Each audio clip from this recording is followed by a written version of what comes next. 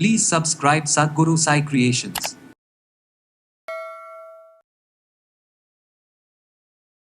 லைட்டாக ஏதாவது ஃபுட்டு மாற்றி வாயில் வச்சாலும் எனக்கு வந்து டைஜஷன் ப்ராப்ளம் வந்துடுது, வயிறு எரிச்சலாக ஆரம்பிச்சிடுது, ஆசனவாய் பகுதியில் அதிகமான ஃபிஷர்ஸ் இருக்கிறது, மோஷன் போகும்போது எரிச்சலாக இருக்கிறது, நிறைய பேர் நைட்டில் உணவு சரியாக எடுக்காமல் லேட் நைட் ஃபுட்டு சாப்பிட்றது, ஒரு சிலருக்கு பசும்பால் குடிச்சாவே வயிறு எரிச்சலாக இருக்குங்க, உடனே நான் வாமிட் பண்ணிடுவேன் அப்படின்னு சொல்கிறீங்க. ஸோ வீக்லி 3 to 4 டைம்ஸ் இந்த மாதிரி எடுத்துகிட்டு வாங்க.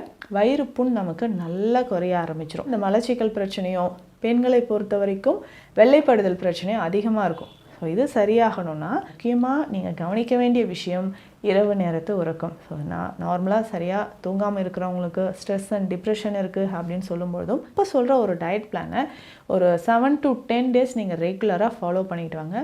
வயிறு புண்கள் உங்களுக்கு நல்லா ஆற ஆரம்பிச்சிடும்.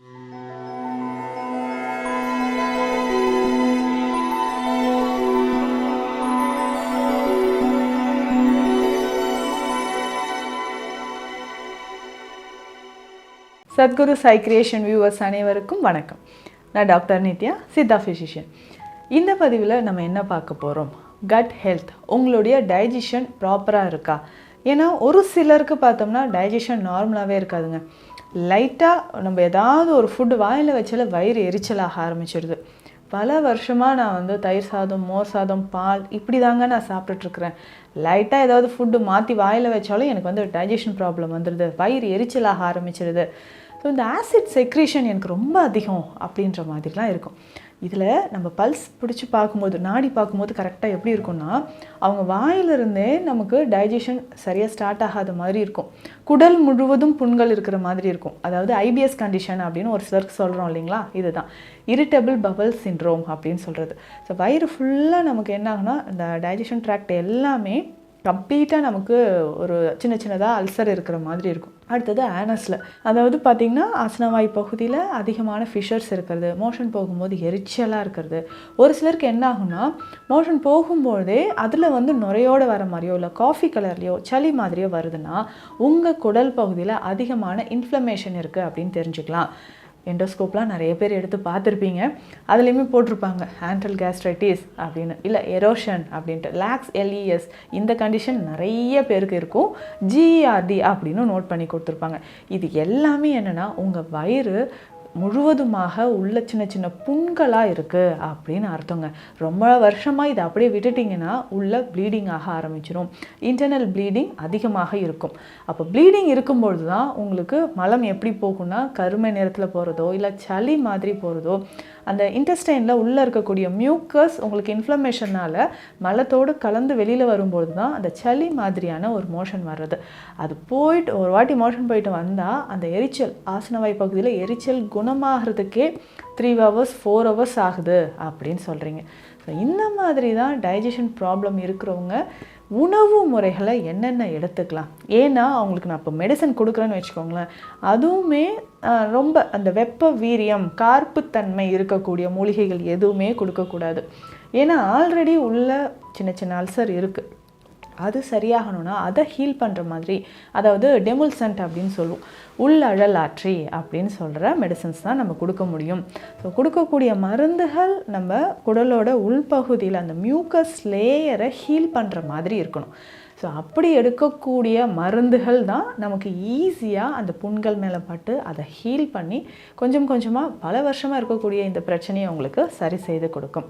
சரிங்க, அப்போ ரெகுலராக என்ன மாதிரியான உணவுகள் நீங்கள் எடுக்கலாம்? அந்த உணவு உங்களுக்கு குடலோட உள்பகுதியில் இருக்கக்கூடிய அல்சர், அந்த புண்களை குணமாக்கக்கூடிய மாதிரி இருக்கணும். சரி, அப்போ ரெகுலராக காலையிலேருந்து இரவு வரைக்கும் நீங்கள் என்ன எடுக்கலாம்? நிறைய பேருக்கு இருக்கிற பிரச்சனை, மோர் சாதம் தயிர் சாதம் சாப்பிட்றேன் அப்படின்னு சொல்கிறீங்களா? காலையிலேருந்து இதை குடிங்க. ஸோ காலையில் எந்திரிச்சோன்னே எம்டி ஸ்டமக்கில் கொஞ்சம் சீரக தண்ணீர் குடிச்சிக்கோங்க. நைட்டே நீங்கள் அதை ஒரு 2 கிளாஸ் 3 கிளாஸ் தண்ணீரில் சீரகம் போட்டு ஊற வச்சுருங்க. அதில் ஒரு சின்ன துண்டு அளவுக்கு பாதாம் பீசின் போட்டு வச்சுருங்க. ஸோ காலையில் இந்த தண்ணீரை குடிச்சிக்கோங்க. இதை அதாவது ஹாட் வாட்டராக இதை குடிக்க வேண்டாம். ஸோ நார்மல் வாட்டர், இந்த சீரகம் பாதாம் பீசின் ஊற வைத்த தண்ணீரை எம்டி ஸ்டமக்கில் குடிக்கணும். ஸோ இப்படி குடிக்கும்போதே வயிறு பகுதியில் அந்த ஆசிட் நமக்கு பேலன்ஸ் ஆக ஆரம்பிச்சிடும். நிறைய பேர் நைட்டில் உணவு சரியாக எடுக்காமல் லேட் நைட் ஃபுட்டு சாப்பிட்றது, இந்த மாதிரியான வழக்கம் எல்லாம் உங்களுக்கு நிறைய பேருக்கு இருக்கும். ஸோ இரவு உணவு எப்போ சாப்பிடணுன்றதும் நான் சொல்கிறேன். காலையில் எம்டி ஸ்டொமக்கில் இதை குடிச்சிருங்க. அதுக்கப்புறம் உங்களுக்கு ஒரு 1 hour கேப் விட்டுட்டு, 1 மணி நேரம் கேப் விட்டுட்டு நம்ம என்ன பண்ணலான்னா தேங்காய் பால் எடுத்துக்கோங்க. ஒரு சிலருக்கு பசும்பால் குடித்தாவே வயிறு எரிச்சலாக இருக்குங்க, உடனே நான் வாமிட் பண்ணிடுவேன் அப்படின்னு சொல்கிறீங்க. இதற்கு தான் நீங்கள் தேங்காய் பால் எடுத்துக்கலாம். ஸோ ஏலக்காய் பொடி நல்லா செஞ்சு வச்சுக்கோங்க. ஒரு 1/4 டீஸ்பூன் ஏலக்காய் பொடி, 1/4 டீஸ்பூன் அதிமதுரம் பொடி தேங்காய் பாலில் மிக்ஸ் பண்ணிக்கணும். ஒரு 100 ml இதை குடிச்சணுங்க. ஸோ காலையில் நீங்கள் ஜீரக தண்ணீர் குடிச்சிட்டு 1 ஹவருக்கு அப்புறம் இதை தேங்காய் பால் நீங்கள் எடுத்துக்கலாம். ஸோ தேங்காய் பாலில் ஏலக்காய் அதிமதுரம் இது ரெண்டும் சரிங்களா, இது ரெண்டும் மிக்ஸ் பண்ணி ஒரு 100 ml குடிச்சிடலாம். அதுக்கப்புறம் இந்த காலையில் பிரேக்ஃபாஸ்ட் நான் என்ன எடுக்கிறது அப்படின்னு கேட்டிங்கன்னா, எது சாப்பிட்டாலும் வயிறு எரிச்சலாக இருக்குது அப்படின்னா இப்போ சொல்கிற ஒரு டயட் பிளானை ஒரு 7 to 10 days நீங்கள் ரெகுலராக ஃபாலோ பண்ணிட்டு வாங்க. வயிறு புண்கள் உங்களுக்கு நல்லா ஆற ஆரம்பிச்சிடும். ஸோ என்னென்னா கொஞ்சமாக ஜவ்வரிசி எடுத்துக்கோங்க. ஒரு 1/4 கப் அளவு ஜவ்வரிசி எடுத்துக்கோங்க. இதை நல்லா பாயில் பண்ணிவிட்டு தனியாக வச்சுக்கணும். ஸோ அது கூட என்னென்னா பால், ஸோ பசும் பால் நீங்கள் நல்லா கொதிக்க வச்சு எடுத்துக்கணுங்க. இது ஆறின பிறகு இந்த ஜவ்வரிசியை இதனோட மிக்ஸ் பண்ணிடணும். இதில் கொஞ்சம் ஃப்ரூட்ஸ் நீங்கள் சேர்த்துக்கோங்க. உங்களுக்கு எந்த ஃப்ரூட்ஸ் பிடிக்குதோ அதை நீங்கள் சேர்த்துக்கலாம். கொஞ்சம் ட்ரை கிரேப்ஸ் சேர்த்துக்கலாம், பனானா கொஞ்சம் சேர்த்துக்கலாம், சின்ன சின்னதாக கட் பண்ண ஆப்பிள் சேர்த்துக்கலாம். போதும். இது மட்டுமே மிக்ஸ் பண்ணி காலையில் நீங்கள் இந்த பிரேக்ஃபாஸ்ட்டாக சாப்பிட்டுட்டே வரலாம். ஸோ வீக்லி 3 to 4 times இந்த மாதிரி எடுத்துகிட்டு வாங்க. வயிறு புண் நமக்கு நல்லா குறைய ஆரம்பிச்சிடும். ஸோ அதுக்கு அடுத்தது வேறு என்ன டயட், அதாவது நம்மளுடைய வயிறு புண்ணையும் சரி செய்யணும், அது காலையில் ஒரு பெஸ்ட்டு ஃபுட்டாகவும் இருக்கணும் அப்படின்னா இது நீங்கள் தாராளமாக ட்ரை பண்ணலாங்க. அதுக்கு அடுத்தது பார்த்திங்கன்னா தேங்காய் பால் கஞ்சி. ஸோ இந்த தேங்காய் பால் கஞ்சி எப்படி செய்யணும் அப்படின்னா, ஒரு கப்பில் நீங்கள் தேங்காய் பால் தனியாக எடுத்து வச்சுக்கோங்க. ஏதாவது ஒரு சிறுதானியம் நீங்கள் எடுத்துக்கலாம்.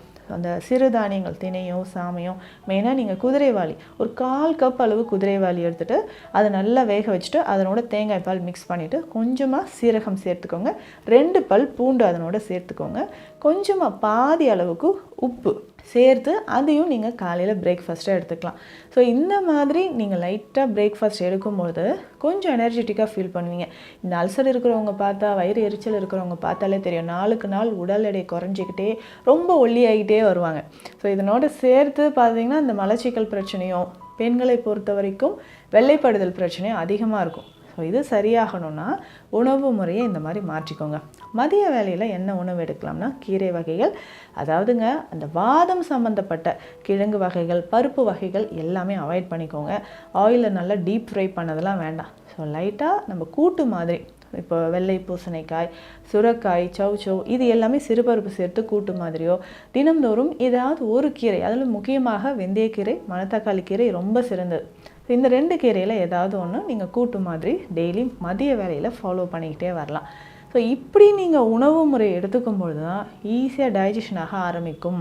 இரவு நேர உணவு அப்படின்னு சொல்கிறது நீங்கள் லைட்டாக இட்லியோ இல்லை இடியாப்பமோ, அதாவது ஆவியில் வேக வைத்த உணவாக நீங்கள் எடுத்துக்கும்பொழுது அப்போது ஈஸியாக நமக்கு டைஜஷன் ஆகும். இரவு ரொம்ப லேட்டாக நீங்கள் சாப்பிட்றதையும் அவாய்ட் பண்ணிக்கோங்க. டைமுக்கு சாப்பிட்டுக்கோங்க. அவுட் சைட் ஃபுட் கண்டிப்பாக அவாய்ட் பண்ணணும். நான்வெஜ் சாப்பிட்டுட்டு இருந்தீங்கன்னா அதை அவாய்ட் பண்ணிக்கோங்க. ஸோ இதனோட நம்ம அசைவ உணவுகளோடு சேர்த்து ஆல்கஹால், ஸ்மோக்கிங் ஹேபிட் இருந்துச்சுன்னா அதையும் அவாய்ட் பண்ணிக்கோங்க. ஸோ இந்த மாதிரி ஒரு ஃபுட் ஹேபிட்ஸ் கொண்டு வந்துட்டு இதனோட சேர்த்து எடுத்துக்கொள்ளக்கூடிய மருந்துகள், என்ன மாதிரியான மருந்துகள் நம்ம எடுக்கலாம் அப்படின்னா, இந்த புண்களை ஆற்றுவதற்கு சித்த மருத்துவத்தில் நிறைய மருந்துகள் இருக்குது. இந்த மணப்பாகு வகைகள் அப்படின்னு சொல்லுவாங்க. நல்ல இனிப்பாக சிரப் மாதிரி இருக்கும். அதில் நன்னாரி மணப்பாகு நீங்கள் எடுத்துக்கலாம், வெட்டிவேர் மணப்பாகு எடுத்துக்கலாம். சுகர் இருக்கிறவங்க மணப்பாகு அவாய்ட் பண்ணிக்கோங்க, மற்றவங்க சாப்பிட்லாங்க. ஸோ இந்த நன்னாரியோ இல்லை வெட்டிவேரோ இதை மணப்பாகு மாதிரி எடுத்துக்கோங்க. அதாவது எப்படின்னா ஒரு 10 ml 20 ml எடுத்துகிட்டு கொஞ்சமாக இதில் தண்ணீர் மிக்ஸ் பண்ணி காலை மாலை 2 வேளையும் நம்ம உணவு எடுக்கும்போது அப்படி கிடையாது, உங்களுக்கு எந்த டைம் ஃப்ரீயாக இருக்கோ ஒரு 2 டைம் நீங்கள் ஒரு நாளைக்கு இதை எடுத்துக்கலாம். இதற்கு அடுத்தது பார்த்திங்கன்னா ஏலரிசி சூரணம் நீங்கள் எடுத்துக்கலாம். ஸோ ஏலரிசி சூரணம் அப்படின்னு சொல்லும்பொழுதும் வயிறு புண்களை நமக்கு ஆற்றக்கூடியது. அதிமதுர சூரணம் எடுத்துக்கலாம். இதில் மாலை நேரத்துலையோ இல்லை மதிய நேரத்துலையோ நீங்கள் என்ன பண்ணலான்னா இதனோட கற்றாழை மோராக நம்ம எடுக்கலாம். ஸோ கற்றாழையை நல்லா வாஷ் பண்ணிவிட்டு மோரோடு சேர்த்து அரைச்சி இதை நம்ம வாரத்துக்கு 2-3 நாள் குடிக்கும்பொழுதும் வயிறு எரிச்சல் நமக்கு குணமாக ஆரம்பிக்கும். ஸோ ஸோ இதில் முக்கியமாக நீங்கள் கவனிக்க வேண்டிய விஷயம் இரவு நேரத்து உறக்கம். ஸோ நார்மலாக சரியாக தூங்காமல் இருக்கிறவங்களுக்கு ஸ்ட்ரெஸ் அண்ட் டிப்ரெஷன் இருக்குது அப்படின்னு சொல்லும்போதும் அதிகமாக ஆசிட் செக்ரீஷன் ஆக ஆரம்பிச்சிடும். ஸோ அதையும் கொஞ்சம் அவாய்ட் பண்ணிக்கோங்க. இந்த மாதிரியான ஒரு உணவு முறையும் மருந்தும் நீங்கள் ஃபாலோ பண்ணிட்டு வரும்போது ரொம்ப வருஷமாக இருக்கக்கூடிய இந்த வயிறு எரிச்சல், அல்சர், உடல் எடை குறைஞ்சிக்கிட்டே வருது, நான் நல்ல டேஸ்ட்டாக சாப்பிட்டே ரொம்ப வருஷம் ஆகுது அப்படின்லாம் சொன்னீங்கன்னா இதை ஃபாலோ பண்ணுங்கள். ஒரு 2 வீக்ஸில் உங்களுக்கு நல்ல இம்ப்ரூவ்மெண்ட் தெரியும். மீண்டும் அடுத்த பதிவில் சந்திக்கலாம். நன்றி.